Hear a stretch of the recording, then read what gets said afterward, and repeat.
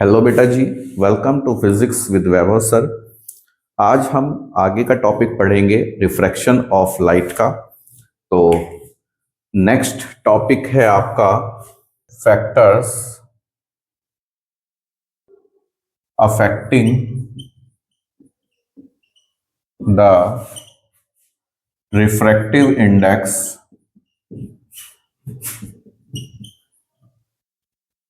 Of medium. Medium के refractive index पर कौन कौन से फैक्टर्स डिपेंड करते हैं।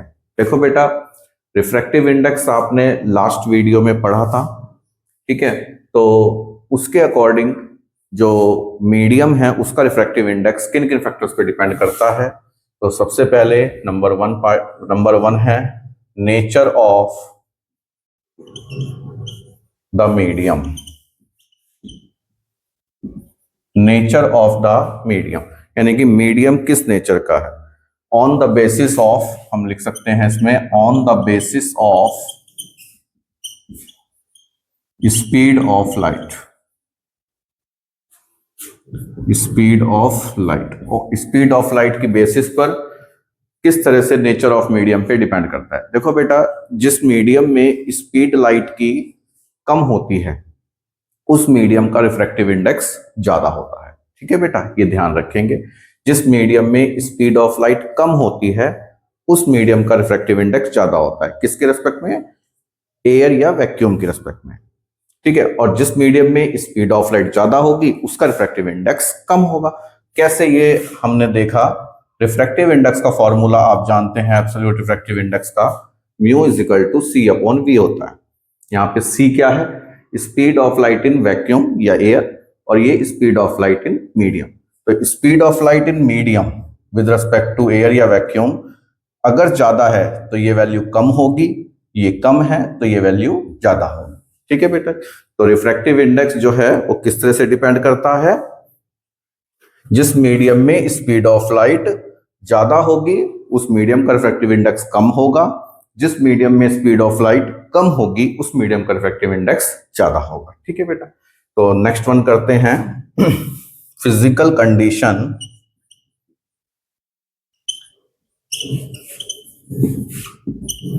सच एज टेम्परेचर। तो टेम्परेचर पे रिफ्रैक्टिव इंडेक्स कैसे डिपेंड करता है? टेम्परेचर बढ़ने के साथ साथ रिफ्रैक्टिव इंडेक्स मीडियम का घटता है। ठीक है। अगर किसी मीडियम का टेम्परेचर बढ़ाते हैं तो रिफ्रैक्टिव इंडेक्स घटता है, और अगर टेम्परेचर कम करते हैं तो रिफ्रैक्टिव इंडेक्स बढ़ता है। ठीक है, इनवर्सली है ये भी। कलर और wavelength of light.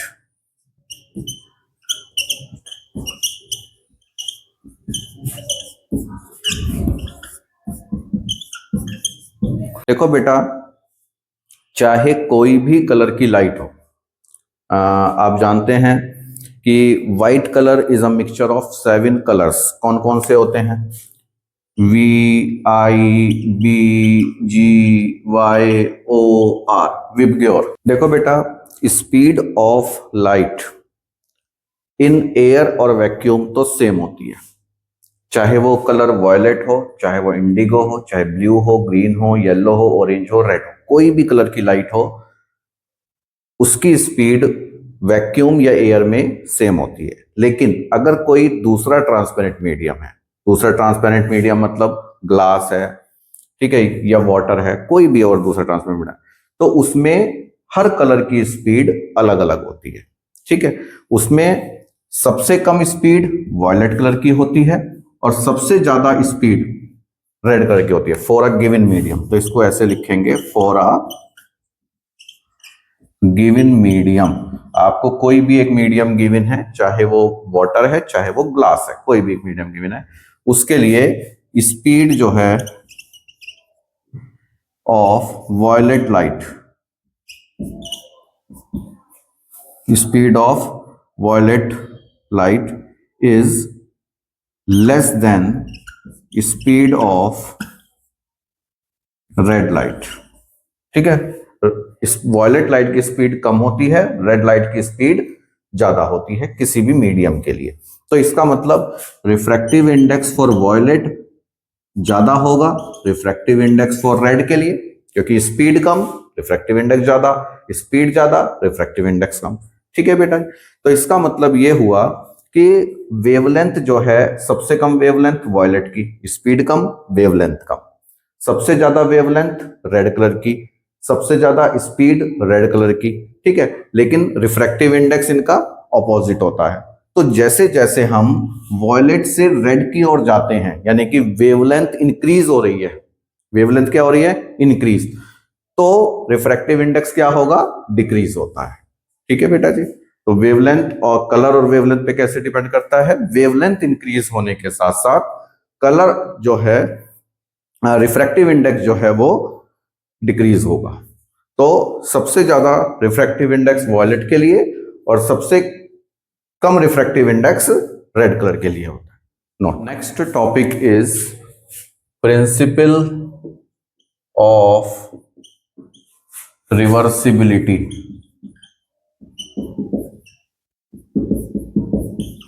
Of light. क्या होती है principle of reversibility of light?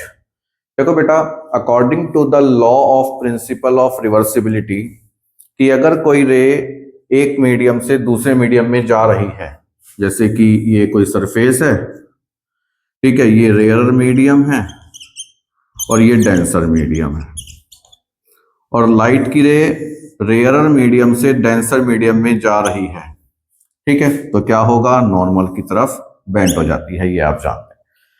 लेकिन अगर वापिस ये रे यहीं से डेंसर से रेयर में जाती है तो उसी पाथ के अलोंग हो जाती है, यानी कि डायरेक्शन जो है वो चेंज हो जाती है सिरा। तो this is the principal of reversibility. ठीक है, तो पाथ ऑफ लाइट जो है वो रिवर्सिबल है। पाथ ऑफ लाइट क्या होगी, रिवर्सिबल, यानी कि अगर लाइट की रे रेयर से डेंसर में इस पाथ से गई तो डेंसर से फिर वापस इसी पाथ से जो है वो रे वापस जाती है। अब आप अगर ये देखें कि ये मीडियम 1 है, ये मीडियम 2 है, तो 1 मीडियम से 2 मीडियम में रे जा रही है, तो सेकंड मीडियम का refractive index with respect to first medium क्या होगा? अच्छा, यहाँ पे angle of incidence i, angle of refraction r बना देते हैं। ठीक है, तो 1 म्यू 2 का मतलब सेकंड मीडियम का refractive index with respect to first medium क्या होगा, according to Snell's law sine I upon sine r. ठीक है बेटा, इक्वेशन नंबर। अब जब रिवर्स हो रही है रे डेंसर से फिर वापिस उसी पाथ से रेयरर मीडियम में जाएगी, ठीक है, तब उस कंडीशन में refractive index of medium 1 with respect to 2। अब यहाँ पे 1 का refractive index with respect to 2 क्या होगा, साइन, अब आर इंसिडेंट एंगल हो जाएगा और I refracted angle, equal to equation number 2। Multiply both the equation, 1 multiply 2, दोनों मल्टीप्लाई करेंगे तो क्या आएगा, 1 mu 2 into 2 mu 1 is equal to sine I upon sine R into sine R upon sine I. ये cancel हो जाएंगे दोनों, sine I से साइन आई, साइन आर से साइन आर, तो ये आ जाएगा 1 mu 2 into 2 mu 1 is equal to 1। इसका मतलब है 1 mu 2 is equal to 1 upon 2 mu 1। यानी कि अगर आपको दूसरे मीडियम का रिफ्रैक्टिव इंडेक्स पहले मीडियम के रिस्पेक्ट में निकालना है तो वो 1 अपॉन होता है पहले मीडियम का रिफ्रैक्टिव इंडेक्स सेकंड मीडियम के रिस्पेक्ट में। This is the condition of principle of reversibility. Not, next topic is refraction of light through a rectangular glass block. आपके पास एक रेक्टेंगुलर ग्लास ब्लॉक है और उस रेक्टेंगुलर ग्लास ब्लॉक से light कैसे refract होती है ये आपको बताएंगे बेटा। तो यहां पर हम एक रेक्टेंगुलर ग्लास ब्लॉक की ऊपर की सरफेस बना लेते हैं, ये कुछ इस तरह से। ये रेक्टेंगुलर ग्लास ब्लॉक है, ए बी सी डी। ठीक है बेटा, ये रेक्टेंगुलर ग्लास ब्लॉक की ऊपर की सरफेस है, ये थिकनेस ऐसे होती है। तो यहां पर जो है हम एक इंसिडेंट रे पास आउट करते हैं, कोई ये ए बी सरफेस पर ऐसी तिरछी इंसिडेंट रे पास आउट करते हैं। तो ये रिफ्रैक्ट कैसे होती है, अब यहां पर नॉर्मल बनाएंगे इस पॉइंट ऑफ इंसिडेंस पे, ये पॉइंट ऑफ इंसिडेंस है, नॉर्मल बनाया। अब लाइट की रे यहां पर क्या है, मीडियम इस सरफेस से ऊपर एयर है यानी रेयरर मीडियम है, ये ग्लास है यानी कि डेंसर मीडियम है, उसके बाद फिर एयर है यानी कि रेयरर मीडियम है। ठीक है बेटा, तो जब लाइट की रे एयर से ग्लास में जाती है तो क्या होता है, नॉर्मल की तरफ बेंट हो जाती है। इस तरह से ये लाइट की रे नॉर्मल की तरफ बेंट हो जाती है। ठीक है, अब फिर यहां पर दूसरी सरफेस पर आई, सीडी सरफेस पर ये रे आई। अब यहां पे फिर हमने क्या किया, ये नॉर्मल बनाया। ठीक है, अब ये नॉर्मल हमने बनाया तो अब लाइट की रे डेंसर से रेयर में जाएगी, तो डेंसर से रेयर में जाएगी तो क्या हो जाएगी, अवे फ्रॉम नॉर्मल। इस तरह से ये अवे फ्रॉम नॉर्मल हो जाती है। तो एयर से ग्लास में जाने पे नॉर्मल की तरफ, ग्लास से एयर में जाने पे नॉर्मल से अवे हो जाती है। तो this is the incident ray P Q, Q R sorry Q R क्या है, रिफ्रैक्टेड रे, और आर एस क्या है, इमर्जेंट रे, इमर्जेंट रे। ठीक है, मान लेते हैं कि ये एंगल जो है वो आई है, ये वाला एंगल R1 है, ये वाला एंगल R2 है, जितना ये होगा उतना ये ऑल्टरनेट एंगल से, और ये वाला एंगल इमर्जेंट एंगल E है। तो इस कंडीशन में जो एंगल I होता है वो किसके इक्वल होता है, एंगल E के। ठीक है बेटा, और एक और इसमें क्वांटिटी आती है, physical quantity, lateral displacement, lateral displacement. ये क्या होता है, lateral displacement for rectangular glass prism के लिए लेटरल डिस्प्लेसमेंट क्या है कि डायरेक्शन ऑफ इंसिडेंट रे, ये इंसिडेंट रे है, ये डायरेक्शन ऑफ इंसिडेंट रे और इमर्जेंट रे के बीच का जो ये ये पैरेलल होता है। इंसिडेंट रे और इमर्जेंट रे आपस में कैसी होती हैं, पैरेलल। तो इनके बीच का जो परपेंडिकुलर डिस्टेंस है, मान लेते हैं ये x है, तो इस परपेंडिकुलर डिस्प्लेसमेंट को लेटरल डिस्प्लेसमेंट कहते हैं बेटा। ठीक है, तो ये ध्यान रखेंगे, डायरेक्शन ऑफ इंसिडेंट रे और इमर्जेंट रे के बीच का परपेंडिकुलर डिस्टेंस लेटरल डिस्प्लेसमेंट है। अब ये जो लेटरल डिस्प्लेसमेंट है ये 4 फैक्टर्स पे डिपेंड करता है। ठीक है, तो सबसे पहला फैक्टर्स क्या है सबसे पहला फैक्टर है thickness of block, thickness of block या फिर मीडियम, जो मीडियम है यानी ग्लास। ठीक है बेटा, ग्लास के थिकनेस पे डिपेंड करता है। जितना ज्यादा ग्लास का थिकनेस होगा उतना ही ज्यादा लेटरल डिस्प्लेसमेंट होगा। More the thickness, more the thickness, more is the x यानी लेटरल डिस्प्लेसमेंट। इसके बाद सेकंड क्या है, ये तो थिकनेस पे हो गया। सेकंड क्या है, रिफ्रैक्टिव इंडेक्स, रिफ्रैक्टिव इंडेक्स भी लिख सकते हैं आप इसमें, रिफ्रैक्टिव इंडेक्स ऑफ मीडियम। जो मीडियम है, ग्लास है, उसका रिफ्रैक्टिव इंडेक्स पे कैसे डिपेंड करता है, जितना ज्यादा रिफ्रैक्टिव इंडेक्स होगा, more refractive index, more refractive index, more is X यानी कि लेटरल डिस्प्लेसमेंट। ठीक है बेटा, इसके बाद थर्ड वन क्या है, angle of incidence, angle of incidence, angle of incidence यानी आई। एंगल ऑफ इंसिडेंस पे कैसे डिपेंड करता है बेटा जी, more the angle of incidence, more the value of I, more is X यानी लेटरल डिस्प्लेसमेंट। जितना ज्यादा एंगल ऑफ इंसिडेंस होगा उतना ही ज्यादा लेटरल डिस्प्लेसमेंट होगा। इसके बाद लास्ट वन है wavelength of light used, wavelength of light used. जो हमने ये रे पास आउट की है ये कौन से कलर की वेव है या क्या वेवलेंथ है, इस पे भी डिपेंड करता है बेटा जी। तो वेवलेंथ बढ़ने के साथ साथ रिफ्रैक्टिव इंडेक्स आप जानते हैं घटता है ना। आपको पहले, इससे पहले टॉपिक में आपको बताया था factors affecting the refractive index wavelength पे कैसे डिपेंड करता है।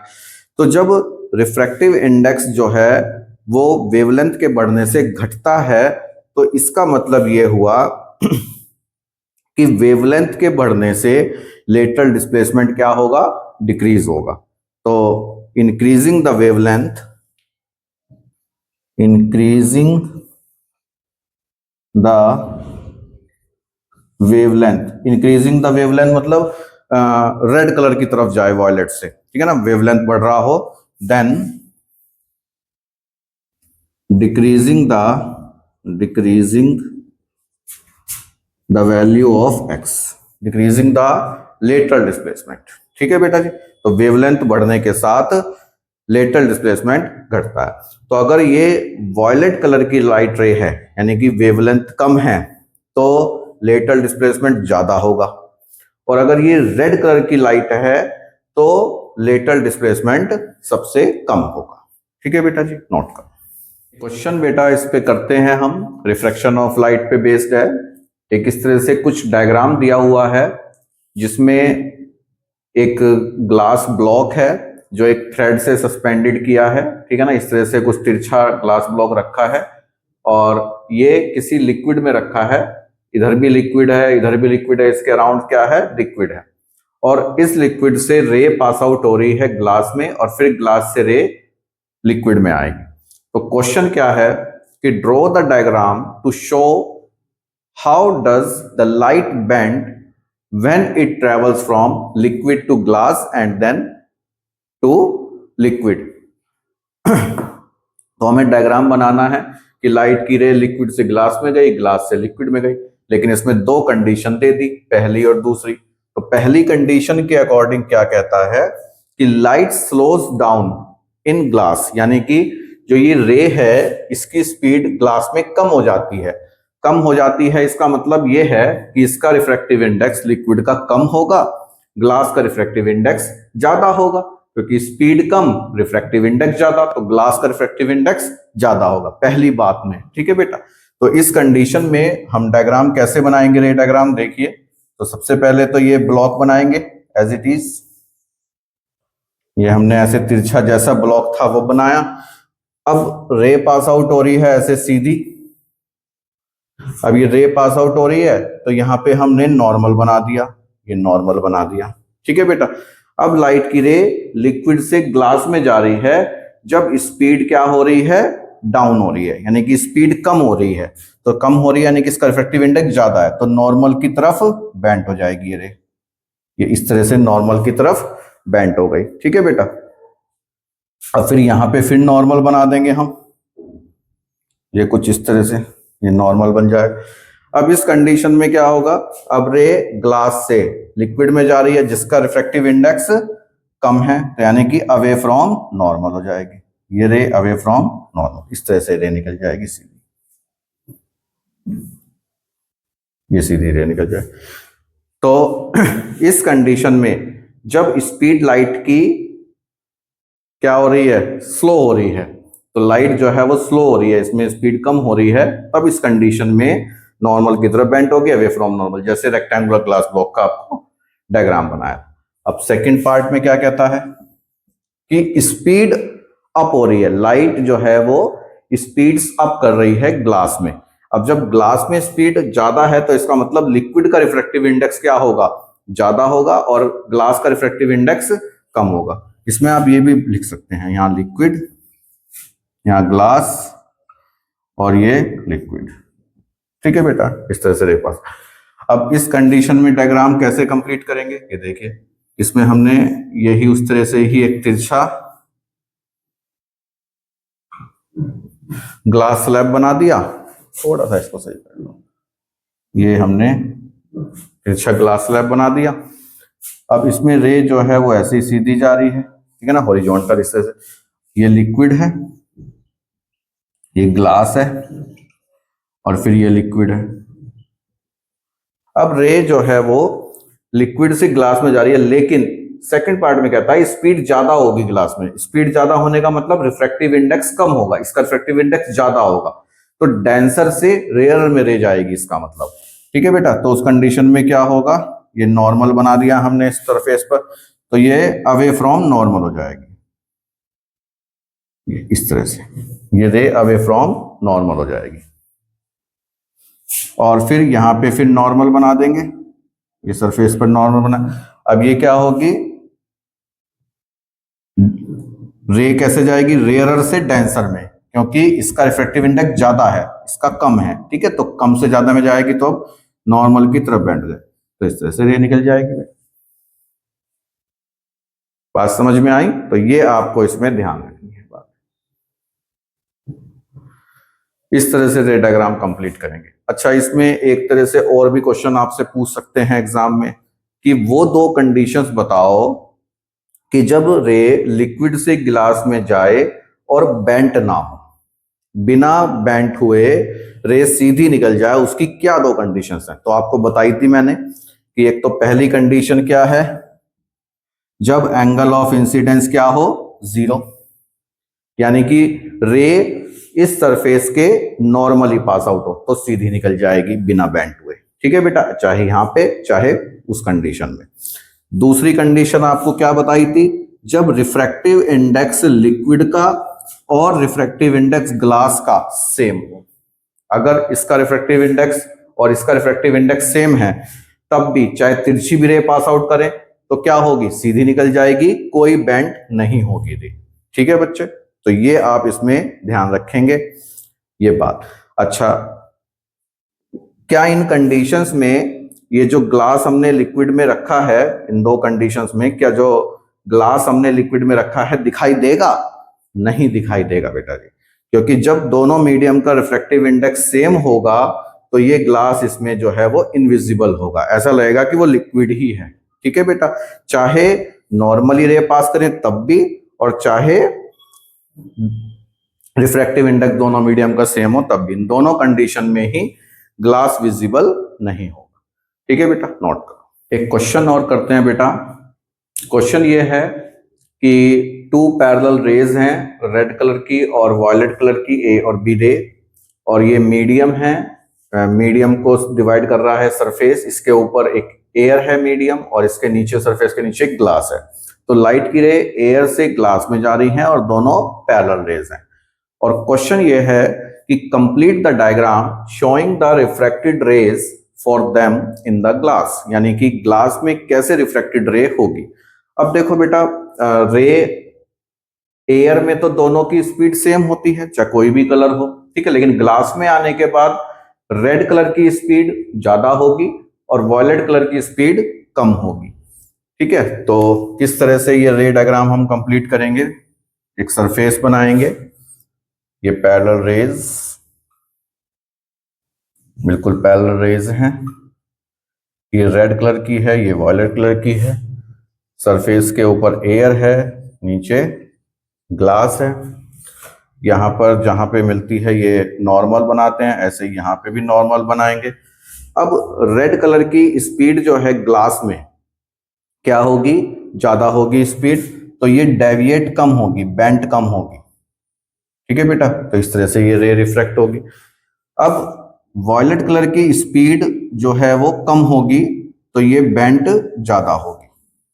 ठीक है बेटा, तो रेड कलर की रे बेंट कम होगी और वॉयलेट कलर की रे बेंट ज्यादा होगी। ठीक है बेटा जी, तो इस तरह से ये रे डायग्राम हमारा कंप्लीट हुआ। इसके बाद क्वेश्चन नंबर, इसमें फर्स्ट पार्ट पूछा है।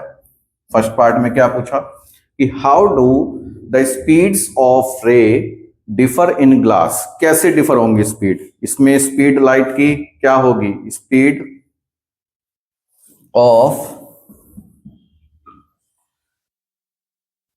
Red light, speed of red light जो है वो ज्यादा होगी और स्पीड ऑफ वॉयलेट लाइट कम होगी, यानी कि speed of red light is greater than speed of violet light. तो उसने यही पूछा था कि how does the speed of red rays differ in glass, glass में कैसे स्पीड जो है वो डिफर होगी। ठीक है बेटा, इसमें स्पीड ज्यादा होगी। इसके बाद second part, are the two refracted rays in glass parallel? No, दोनों रे पैरेलल तो नहीं है बेटा जी, इसमें स्पीड अलग है, स्पीड इसमें अलग है, तो स्पीड अलग होने की वजह से ये बेंट कम होगी, ये बेंट ज्यादा हो रही है। तो क्यों? Because red light in glass bend less and violet light in glass bend more, क्योंकि इसकी स्पीड ज्यादा है तो बेंट कम होगी, स्पीड कम है तो बेंट ज्यादा होगी। ठीक है बेटा, इसलिए। इसके बाद थर्ड पार्ट क्या कहता है, how does the refractive index of glass differ for the two rays? तो ग्लास का जो रिफ्रैक्टिव इंडेक्स है वो क्या होगा, अब आप जानते हैं, स्पीड कम, रिफ्रैक्टिव इंडेक्स ज्यादा, तो रेड कलर का जो रिफ्रैक्टिव इंडेक्स होगा वो क्या होगा, स्पीड क्या है, ज्यादा है तो कम होगा, और वॉयलेट कलर का रिफ्रैक्टिव इंडेक्स ज्यादा होगा ग्लास का। ठीक है बेटा जी, तो ये आपको बताया था, नोट करो।